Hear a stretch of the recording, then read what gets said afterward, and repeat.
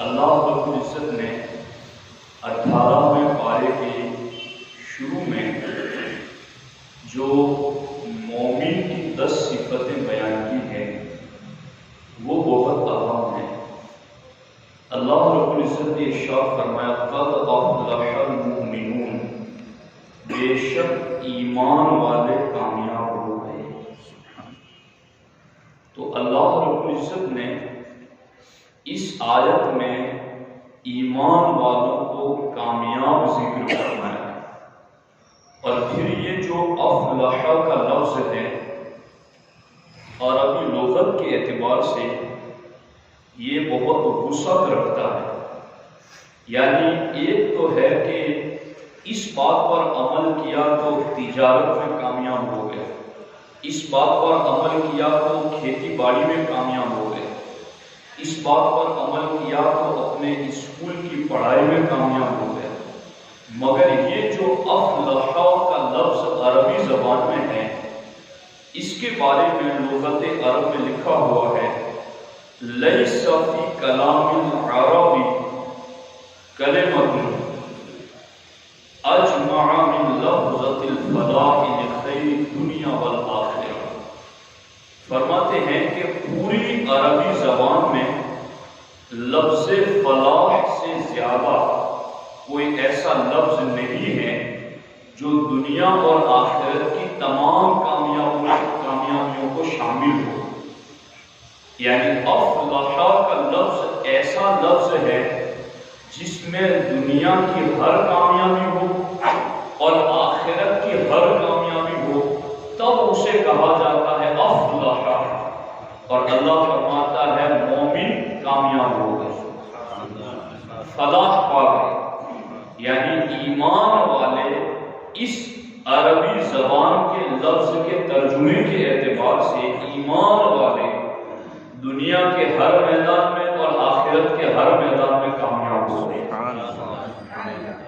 تو یہ بہت بڑی بات ہے، یہ قرآن کا اعجاز ہے کہ قرآن مجید کے ایک لفظ میں اللہ رب العزت نے دنیا اور آخرت کی ہر کامیابی کو جمع کرتے ہوئے کہہ دیا ایمان والو تم ایمان رکھتے ہو تو تم یہاں بھی کامیاب ہو اور آخرت میں بھی کامیاب ہو۔ تو اب ہمیں اس چیز کا احساس ہونا چاہیے کہ ہمارے پاس کتنی قیمتی نعمت ہے۔ اگر کوئی تجارت میں کامیاب ہونا چاہتا ہے تو وہ سوچتا ہے میرے پاس پیسے ہے یا نہیں۔ اگر پیسے ہیں تو وہ سمجھتا ہے کہ میرا کامیاب ہونا تو فکس ہے کہ میں کامیاب ہو ہی جاؤں، چونکہ اس کے پاس وہ چیز ہے کامیاب ہونے والی۔ اللہ فرماتا ہے دنیا اور آخرت کی کامیابی ایمان کی وجہ سے۔ سبحان اللہ۔ پھر جس کے پاس ایمان ہے اسے احساس ہونا چاہیے کہ میرے پاس اللہ کی کتنی بڑی نعمت ہے جو مجھے دنیا میں بھی کامیاب کر رہی ہے اور آخرت میں بھی کامیاب کر رہی ہے۔ یہ بہت بڑی نعمت ہے۔ اسی لیے اس کی تفاسیر کا جب ہم مطالعہ کرتے ہیں تو ہمیں پتہ چلتا ہے، حضرت عمر رضی اللہ تعالیٰ عنہ سے روایت ہے کہ اللہ کے رسول علیہ السلام پر جب وحی نازل ہوتی تو اس کے چند طریقے تھے۔ مثل سلسلۃ الجرس، کبھی وحی نازل ہوتی تو گھنٹی بجنے جیسی آواز سنائی دیتی، اور کبھی وحی نازل ہوتی تو مکھیوں کی بھنبھناہٹ کی طرح آواز سنائی دیتی۔ تو حضرت عمر رضی اللہ تعالیٰ عنہ فرماتے ہم سمجھ جاتے ہیں کہ یہ وحی نازل ہو رہی ہے حضور پر۔ تو ایک مرتبہ ہم حضور علیہ السلام کے پاس بھی تھے کہ مکھیوں کی بھنبھناہٹ کی طرح آواز آئی، تو ہم کچھ دیر ٹھہرے رہے، اور جب یہ کیفیت ختم ہو گئی، مکھیوں کی بھنبھناہٹ والے آواز اور وحی کے نزول کی جو کیفیت تھی جب وہ ختم ہو گئی، تو اللہ کے رسول علیہ السلام نے قبلے کی طرف اپنا چہرہ کر کے ہاتھ اٹھائے اور دعا کی، اے اللہ ہمیں زیادہ عطا فرما، ہمیں کمی نہ کرنا۔ اور سرکار نے فرمایا اے اللہ ہمیں عزت دینا، ہمیں ذلیل نہ کرنا، ہمیں عطا کرنا، محروم نہ کرنا، ہمیں چن لے اور ہم میں سے اور ہم پر کسی دوسرے کو نہ چن۔ اے اللہ ہمیں راضی فرما یہ دعا کرنے کے بعد سرکار نے فرمایا میرے صحابہ مجھ پر 10 آیتیں نازل ہوئی ہیں، اور پھر وہ 10 آیتیں سرکار صلی اللہ علیہ وسلم نے قد افلح المؤمنون سے اخیر تک سنائی، اور سرکار نے فرمایا کہ ان 10 آیتوں میں جو حکم ہے اس پر جو بندہ عمل کرے گا اللہ اسے جنت میں داخل فرمائے گا۔ تو یہ 10 آیتیں کتنی اہم ہیں، اور اس حوالے سے کہ ان آیتوں کی عظمت و اہمیت کتنی زیادہ ہے، اللہ اکبر۔ ام المومنین سیدہ عائشہ الصدیقہ رضی اللہ تعالی عنہا سے پوچھا گیا کہ حضور علیہ السلام کے اخلاق کیسے تھے، تو عائشہ صدیقہ رضی اللہ تعالی عنہا نے فرمایا آپ کا اخلاق قرآن مجید ہے۔ اور پھر عائشہ صدیقہ نے سورہ مومنون کی ابتدائی 10 آیتیں پڑھی اور کہا جسے حضور کا اخلاق دیکھنا ہو وہ ان 10 آیتوں کو دیکھے۔ سبحان اللہ، سبحان اللہ۔ تو یہ 10 آیتیں اللہ کے نبی حضور سید المرسلین صلی اللہ علیہ وسلم کے اخلاق کا بھی ایک جامع نصاب ہے، اور یہ 10 آیتیں جن کے عمل کرنے پر سرکار نے جنت کی بشارت دی۔ تو اب یہ تو 10 باتوں پر گفتگو تو طویل ہوگی، مگر آپ سے میری درخواست ہے چونکہ آپ اللہ کے فضل سے 5 وقت نماز پڑھتے ہیں، قرآن پڑھتے ہیں، اور آپ میں سے کئی لوگ ایسے ہیں جو کنز الایمان ترجمے کے ساتھ کئی بار ختم کر چکے ہیں، تو پھر میری آپ سے درخواست ہے کہ 18ویں پارے کی سورۃ المومنون کی اس سورت کو آپ اپنا وظیفہ بنائیں، سبحان اللہ۔ اور اس سورت کی ابتدائی جو آیت ہے بس اس کا ترجمہ پڑھیے، اور سیدھی سادھی مختصر تفسیر خزائن العرفان میں ہے اس کو پڑھیے، اور پھر اس پر عمل شروع کر دیجیے، اور پھر یقین رکھیے حضور کے اس فرمان پر کہ سرکار نے فرمایا جو عمل کرے گا وہ جنت میں جائے گا۔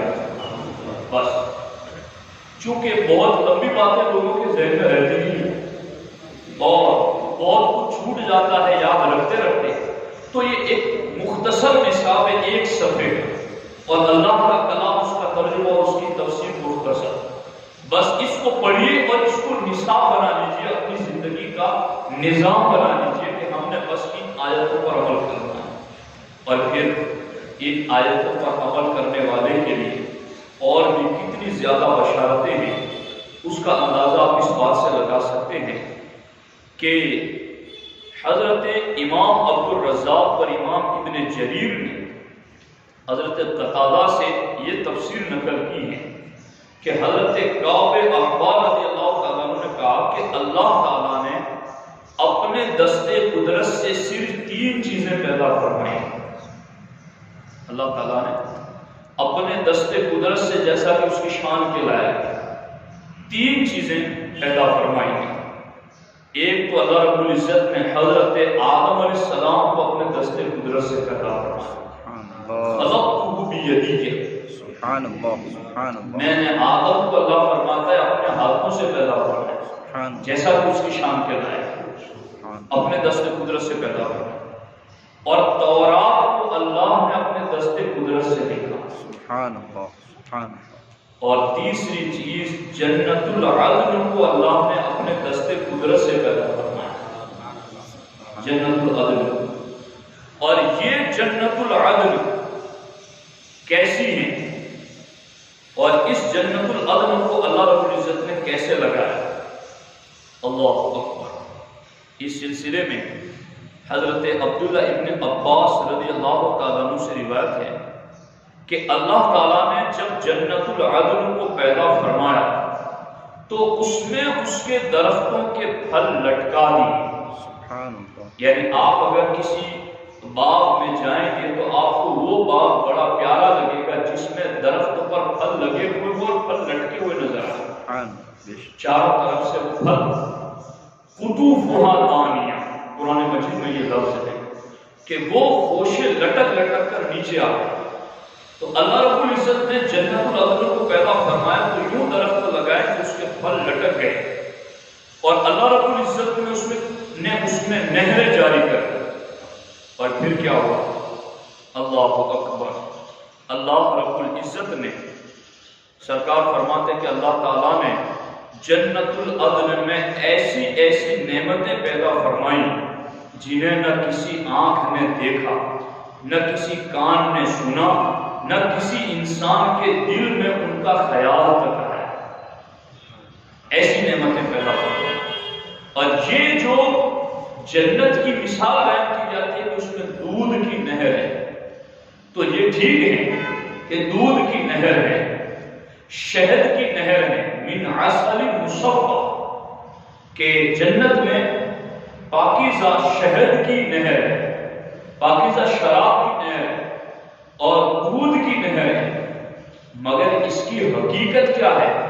اب یہ آپ مجھ سے کہہ سکتے ہیں کہ ادھر تو یہ کہا جا رہا ہے کہ دودھ کی نہر ہے، اور ادھر آپ حدیث سنا رہے ہیں کہ کسی کان نے سنا نہیں، کسی آنکھ نے دیکھا نہیں، کسی دل پر اس کا خیال نہیں گزرا۔ سمجھ آ رہی ہے میں جو کہہ رہا ہوں؟ اس کا مطلب یہ ہے کہ یہ جو دودھ، شہد، پاکیزہ شراب وغیرہ کی جو مثالیں بیان کی گئی جنت کی، یہ ایک سمجھانے کے لیے مثال ہے، ورنہ اس کی حقیقت کیا ہے تو وہ واقعی میں کسی آنکھ میں نہیں دیکھی۔ وہ حقیقت اور ماہیت اس کی کیا ہے، واقعی میں کسی دل میں اس کا خیال بھی نہیں گزرا کہ وہ حقیقت میں ہے کیسے۔ چونکہ بندوں نے جو دیکھا ہوتا ہے تو اسی پر تو انہیں سمجھایا جائے کہ ایسا ہے، ورنہ اس کی حقیقت کیا ہے وہ کسی بندے کے دل میں خیال تک نہیں آیا۔ ایسی اللہ رب العزت نے جنت العدن کو پیدا فرمایا۔ یہاں تک کہ ایک روایت میں حضرت انس سے یہ بھی ہے کہ اللہ تعالیٰ نے جنت العدن کو سفید موتیوں سے، سرخ یعنی لال یاقوت سے اور سبز زمرد کی اینٹوں سے بنایا ہے، اور اس کا لیپ کستوری کا ہے، اور اس کی گھاس زعفران ہے، اور اس کے سنگریزے موتی ہیں، اور اس کی مٹی عنبر ہے۔ اللہ رب العزت نے ایسی جنت العدن کو اپنے دست قدرت سے پیدا فرمایا، اور پھر اللہ نے جب ایسی جنت العدن بنا لی تو اللہ نے فرمایا اے جنت العدن اب تو کلام کر، اب تو بول، تجھے کلام کرنے کی اجازت ہے، تو بول۔ تو پتہ ہے جنت العدن جسے اللہ نے اپنے دست قدرت سے بنایا اور یوں سوال، اس کی زبان سے سب سے پہلا لفظ کیا نکلا؟ جنت العدن کی زبان سے سب سے پہلا جملہ نکلا قد افلح المؤمنون۔ سبحان اللہ، سبحان اللہ، سبحان اللہ۔ ایمان والے دونوں جہان میں کامیاب ہیں۔ سبحان اللہ، سبحان اللہ۔ یہ جنت العدن نے کہا۔ اور دوسری روایت یہ ہے کہ جب اللہ نے جنت العدن کو پیدا فرمایا تو رب نے جنت العدن پر نظر رحمت فرمائی، اور پھر اللہ نے کہا قد افلح المؤمنون، کہ ایمان والے دونوں جہان میں کامیاب۔ تو یہ کتنی بڑی نعمت ہے کہ جو اللہ رب العزت نے ایمان والوں کے لیے عطا فرمائی ہے۔ اب یہ ایمان ہے کیا؟ دھیان رکھیے اس چیز پر، چونکہ مجھے آگے اسی پر آپ کو ساری باتیں سمجھانی ہیں۔ تو ایمان کہتے کس کو ہے؟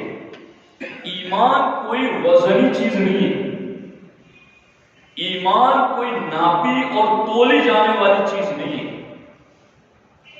ایمان ایک کیفیت کا نام ہے،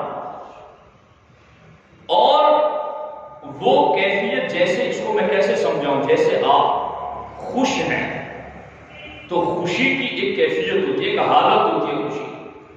اگر کوئی یوں کہے کہ بھائی آپ خوش ہیں، کہا آپ خوش ہیں، کہ نکال کے دکھائیں، تو آپ دکھا سکتے کسی بوتل میں اتار کر یا کسی پنی میں بھر کر کے کہ اتنی وزنی ہے یا اس رنگ کی ہے۔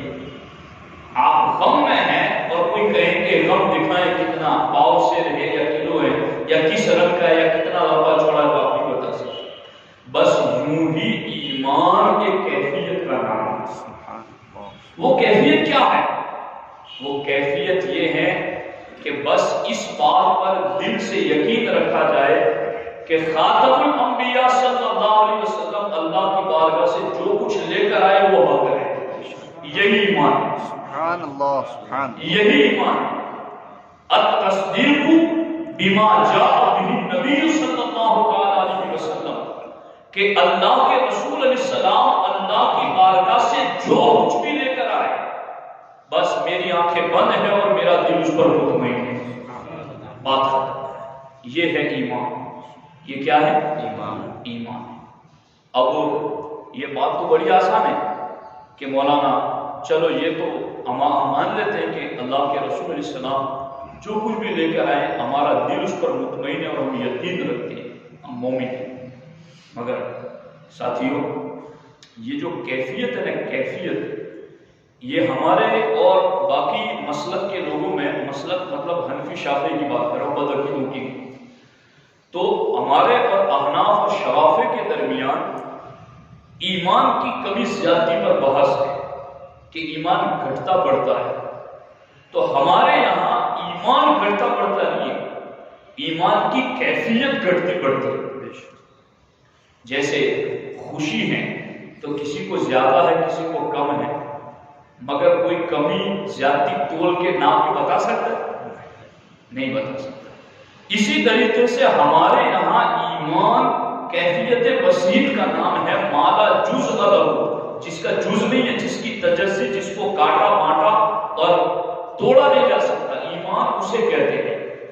اب وہ ایمان جس کیفیت کا نام، اب اس کیفیت میں کمزوری بھی ہوتی ہے اور شدت بھی ہوتی ہے.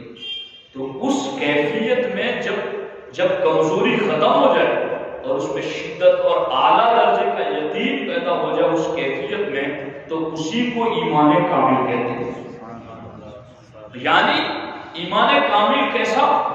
ہر چیز میں اللہ اور اللہ کے رسول علیہ السلام کا فیصلہ آ گیا کہ یہی شریعت کا حکم ہے، تو بندہ پھر اگر مگر یوں توں اب تب یہ سارے فیصلے اور سارے وسوسے وہی ختم کر دے. بس شریعت کا حکم آ گیا، اللہ رسول کا فیصلہ آ گیا، میری طبیعت کا بنتا ہی کیا ہے؟ میں تو اپنی جان اور مال جنت کے بدلے اللہ کی بارگاہ میں بیچ چکا ہوں. اس رب نے تو مجھے بنایا اور جنت کے بدلے میں مجھے خریدا. اب اس رب کی بارگاہ کا حکم آئے اور میں اگر مگر کہوں یا اس کا مطلب یہ نہیں یا یوں یا تم باتیں کروں، تو پھر اس کا ایمان کمزور ہو جاتا ہے. پھر یہ کہ اس کو خوشی تو ہے مگر خوشی میں کمزوری ہے، اس کیفیت میں کمزوری ہے.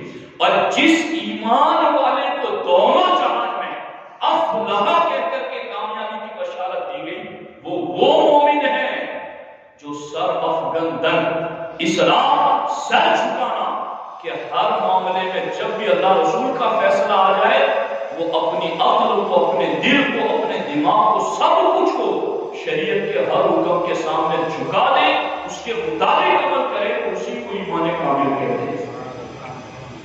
جب اگر مگر کی بات آتی ہے، آج نہیں کل کی بات آتی ہے، رشتوں کی بات آتی ہے، اور پھر سارے دنیاوی معاملات اللہ رسول کے حکم کے مقابل آتے ہیں، تو پھر وہ چیز بندے کی اس کیفیت ایمان کو کمزور کر دیتی ہے. جب بندہ اللہ رسول کے حکم کے مقابل کسی بات پر عمل کرتا ہے تو وہ اس کی کیفیت ایمان کمزور ہوتی چلی جاتی ہے. اس لیے ساتھی ایمان بہت اہم چیز ہے، بہت قیمتی چیز ہے. اب جب یہ بات بھی کنفرم ہے کہ یہ ایک کیفیت کا نام ہے، یہ وزنی تولی ناپے جانے والی چیز نہیں ہے، تو پھر یہ جسم میں آئی ہے تو بھی کسی کا وزن نہیں بڑھتا ہے کہ کوئی غیر مسلم تھا تو 5 کلو کا تھا، ایمان لے آیا تو 6 کلو کا ہو گیا، یا پہلے کالا تھا تو گورا ہو گیا، یا پہلے 4 فٹ کا تھا تو 5 فٹ کا ہو گیا. اگر ایسی کوئی چیز ہوتی تو آپ کہتے ہیں کہ ہاں بھائی یہ اس کا ایمان نکل گیا اور اس کا نہیں نکلا ہے، اس لیے ابھی 6 فٹ کا ہے یا اس کا وزن اتنا ہے. تو اب جو چیز بندے کے پاس ہو اور سب سے زیادہ قیمتی ہو اور جائے تو پتہ بھی نہ چلے، تو پھر ایسے بندے کو کتنا چوکنا رہنا چاہیے کہ چیز ہو بھی سب سے قیمتی اور جائے تو پتہ بھی نہ چلے، تو اس بارے میں تو کتنا چوکنا رہنا چاہیے کہ بندہ سونے سے پہلے بھی اور اٹھتے وقت بھی نیند کا بھی جائزہ لے کہ میری نیند کس حالت میں گزری. جاگتے جاگتے تو پہرا دے ہی دے، مگر سونے کی حالت میں بھی پاک وضو سو کر کمال ایمان کا انتظام کر کے سویا. چیز ہمیں دکھتی ہے نا، روپیے پیسے جو ہمارے جیب میں ہے، بینک میں، گھر میں، ہم اس پر خوب تالے لگا کر رکھتے ہیں، بھائی یہ دکھ رہی ہے نا. تو اب اگر آپ کے پاس کوئی ایسی نعمت ہو جو واقعی میں جس کو آپ نعمت سمجھتے اور قیمتی سمجھتے ہیں، مگر اس کو لاک میں رکھا نہ جائے اور چوری ہو جائے تو پتہ بھی نہ چلے چلی جائے، تو میں سمجھا پا رہا ہوں آپ لوگوں کو یہ بات، تو اس کے بارے میں بندے کو کتنا متحرک، ایکٹیو اور فعال رہنے کی ضرورت ہے. اللہ تعالیٰ نے یہ نعمت ہمیں عطا کی ہے، اس نعمت کے بارے میں ہمیں خوب محتاط رہنے کی ضرورت ہے. اور اس سلسلے میں یہ چیز کہ اللہ نے قرآن مجید میں ارشاد فرمایا فَمَنْ زُحْزِحَ عَنِ النَّارِ وَأُدْخِلَ الْجَنَّةَ فَقَدْ فَازَ. اور یہ اس چیز کو سنبھالنے کا جو معاملہ ہے وہ ایک دو گھڑی کا نہیں ہے، چونکہ اسی پر جنت ملنی ہے اور اسی پر اللہ کا دیدار ملنا ہے. تو جب بڑی بڑی نعمتیں اسی پر ہے تو اس کو سنبھالنا کتنا ضروری ہے. کب تک سنبھالنا ہے؟ آخری سانس تک سنبھالنا ہے. اسی لیے صحابہ کرام میں سے ایک بڑی جماعت، ایک تابعی کہتے ہیں کہ میں نے 30 سے زیادہ صحابہ سے ملاقات کی، ان میں سے ہر کوئی یہی کہتا تھا دعا کرو کہ میرا ایمان سلامت ہو. صحابہ جن کے بارے میں سرکار نے فرمایا کہ جس نے مجھے ایمان کی حالت میں دیکھا اور ایمان پر خاتمہ ہوا وہ جنتی ہے، اور جن سے وہ کل وعد اللہ حسنہ، سب سے اللہ نے جنت کا وعدہ فرمایا، مگر وہ ایمان کے بارے میں جن کے ایمان کا اللہ یہ فرماتا اولئک کتب فی قلوبہم الایمان، کہ اللہ نے ان کے دلوں پر ایمان کی مہر لگا دی. ایسے مضبوط ایمان والے کہ جن کے بارے میں قرآن کہتا ہے آمنوا کما آمن الناس، اے قیامت تک ایمان لانے والوں اب ایمان ویسے لانا جیسے محبوب کے صحابہ ایمان لائے. جو ایمان کا آئیڈیل ہے، جو چلتا پھرتا مجسم ایمان ہے، وہ اتنا خوف کر رہے ہیں کہ دعا کرو کہ ہمارا ایمان سلامت رہے. اور ہم واقعی میں یہ میں دل سے کہہ رہا ہوں، اس کو دھیان سے سنو، واقعی میں ہم لوگ بہت بے فکر ہیں اور لوگوں کو نہیں پرواہ اس بارے میں کہ کیا کریں گے تو ایمان نکل جائے گا، کیا بولیں گے تو ایمان نکل جائے گا. بہت بے باک ہے، دین پر جرأت کرتے کہاں کیا بولنا چاہیے، بس انجوائے ہو رہا ہے مزہ ہونی چاہیے بول دو بس. ایسا نہیں ہونا چاہیے، اور دین اور شریعت کے بارے میں بہت محتاط رہنا چاہیے، چونکہ یہ پرندہ کب نکل کے اڑ جائے گا پتہ نہیں چلتا، اور کچھ پتہ چلتا تو ہم پھر اس کا کچھ انتظام کرتے، تو دیکھیں تو پتہ ہی نہیں چلتا. اس لیے ساتھی ایمان بہت اہم چیز ہے اور آخری دم تک اس کو سنبھالنا ہے. قرآن کی آیت اللہ فرماتا ہے فَمَنْ زُحْزِحَ عَنِ النَّارِ وَأُدْخِلَ الْجَنَّةَ فَقَدْ فَازَ، کہ جسے آگ سے بچا لیا گیا اور جنت میں داخل کر دیا گیا تو وہ کامیاب ہوا. تو جب تک دوزخ سے بچا کر جنت میں چلے نہیں جاتے اس وقت تک. اور یہ سارا معاملہ حسن خاتمہ پر ہے. اس لیے اللہ کی ذات سے امید ہی رکھو. کیا کہ اللہ نے خود فرمایا بندہ مجھ سے جیسی امید رکھے گا میں ویسا سلوک کروں گا. تو کیا امید رکھنی ہے؟ ایمان پر خاتمے کی امید. اور دنیا کا کوئی سخی جب دیتا ہے تو واپس نہیں دیتا ہے، وہ تو اکرم الاکرمین ہے، وہ تو جواد ہے، کریم ہے. اور جب اس نے ایمان دیا ہے اور پھر اس نے کہا ہے امید جیسے رکھو گے ویسا سلوک کروں گا، تو پھر ہمیں امید بھی ہے اور اس کریم کے کرم سے یہ امید ہے کہ ہمارا ایمان کو ضرور سلامت رکھے. مگر جو ڈیوٹی ہماری سونپی گئی ہمیں وہ ڈیوٹی تو ضرور ادا کرے. اگر اس ڈیوٹی میں کمی رہی تو رب کہاں ناراض ہو جائے یہ بھی ہمیں پتہ نہیں. ہم نے حدیثوں میں پڑھا، واقعات میں پڑھا ہے کہ بڑے جو ہوتے ہیں نا ان کی چھوٹی بات پر بھی رب ناراض ہو جاتا ہے. حسنات الابرار سیئات المقربین، جو اونچے وہ ہوتے ہیں ان سے پھر اللہ چھوٹی بات بھی گوارا نہیں کرتا کہ وہ تھوڑی بھی چوک کرے. ایک بات عرض کر دیتا ہوں، بات یاد آ گئی. حضرت سیدنا ابراہیم بن ادہم رضی اللہ عنہ جب تخت و تاج چھوڑ کر چل پڑے، سب چھوڑ دیا، اور ان کے بیوی بچے لوگوں سے پوچھتے رہتے کہ ہمارے ابا کو دیکھا ہے آپ نے، میرے شوہر کو دیکھا ہے آپ نے، ملاقات کے لیے جانا ہے، تو کسی نے بتایا کہ وہ ان کو اپنے مکہ میں دیکھا ہے۔ تو حج کے موسم میں وہ ماں اور بیٹا دونوں چل پڑے حاجیوں کے قافلے کے ساتھ، چلو ابا جی کو وہاں ڈھونڈیں گے، ملاقات کریں گے۔ تو کسی کو پوچھا کہ تو بولے ابراہیم بن ادم، کس کا نام ہے یہ تو ہمیں پتہ نہیں ہے، لیکن بتاؤ وہ ہے بندہ کیسا لگتا ہے، اس کا چہرہ مبارک کیسا، شکل بتائی۔ تو اس شکل کا بندہ روزانہ جنگل سے لکڑیاں کاٹ کر یہاں بیچتا ہے، اور اسی کو بیچنے کے بعد پھر وہ کچھ صدقہ کرتا ہے، کچھ کھاتا ہے، اور بس یوں ہی اس کی زندگی گزرتی ہے۔ تو وہ بیوی اور بیٹا دونوں اس جگہ انتظار میں بیٹھے، حضرت ابراہیم بن ادم آئے، لکڑیوں کا بیٹھا تھا، بیچا، جانے لگے تو بیٹا سامنے آیا، بیٹے کو دیکھا اور سینے سے لگایا حضرت ابراہیم بن ادم نے، اور رونے لگے۔ غیب سے آواز آئی، ابراہیم مجھ سے محبت بھی ہے اور میرے غیر کو سینے سے لگاتے ہیں۔ اب ابراہیم تجھے دو آپشن ہے کہ یا تو مجھے اختیار کر یا پھر بیٹے کو اختیار کر۔ حضرت ابراہیم بن ادم نے کہا، یا اللہ میں تیری محبت کے علاوہ ہر محبت کو چھوڑتا ہوں، میں تیری محبت کو اختیار کرتا ہوں۔ فوراً بیٹا ہاتھ سے گرا اور جسم سے جان نکلی۔ تو یہ ہیں ایسے درجے والے کمال ایمان کی اس نہج پر۔ سرکار غوث پاک فرماتے ہیں، سرکار غوث پاک کے تقریباً 50 کے قریب بیٹے بیٹیاں، سرکار غوث پاک کو جب بتایا جاتا آپ کے بیٹے کا انتقال ہو گیا تو غوث پاک گھر نہ جاتے، مجلس واعظ میں جہاں بیان کرتے تو بیان جاری رکھتے اور کہہ دیتے جاؤ غسل دے کر کفن دے کر کے لے آؤ، اور جب غسل کفن دے کر لاتے تو غوث پاک ممبر سے اٹھ کر صرف جنازہ پڑھاتے۔ اور غوث پاک رضی اللہ تعالیٰ عنہ فرماتے جب میرے یہاں لڑکا لڑکی پیدا ہوتی میں اسی وقت ہاتھ میں اٹھا کر اللہ سے کہتا، یا اللہ میں اس سے محبت نہیں کرتا، میں تجھ سے محبت کرتا۔ تو یہ ہیں صالحین صالحین کہ جن کے درجے بہت بلند ہیں۔ تو جب تک ہم ایمان پر خاتمے کے بارے میں ہمیں مطمئن نہیں ہونا چاہیے، ہمیں اس کے بارے میں کوششیں اور جد و جہد جاری رکھنی چاہیے۔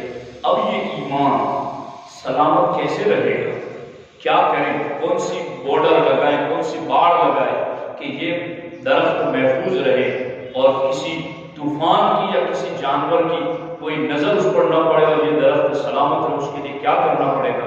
تو وہ اگلی آیت ہے کہ ایمان والے دونوں جہان میں کامیاب ہو گئے، جو نمازوں میں گیڑ گڑائے، جو زکوٰۃ ادا کرتے ہیں، جو لغو اور بیکار کاموں سے بچتے ہیں، جو نمازوں میں ہمیشہ لگے رہتے ہیں، جو اپنی شرمگاہوں کی حفاظت کرتے ہیں، اور یہ ساری صفتیں ان کی بیان کی ہیں جن پر انشاءاللہ ہم تفصیل سے ایک بار دیگر گفتگو کریں گے۔ اللہ تعالیٰ کی بارگاہ میں دعا ہے رب ذوالجلال میرے آپ کی ایمان کی حفاظت فرمائے اور اللہ اسی پر ہمیں حسن خاتمہ نصیب فرمائے۔ السلام علیکم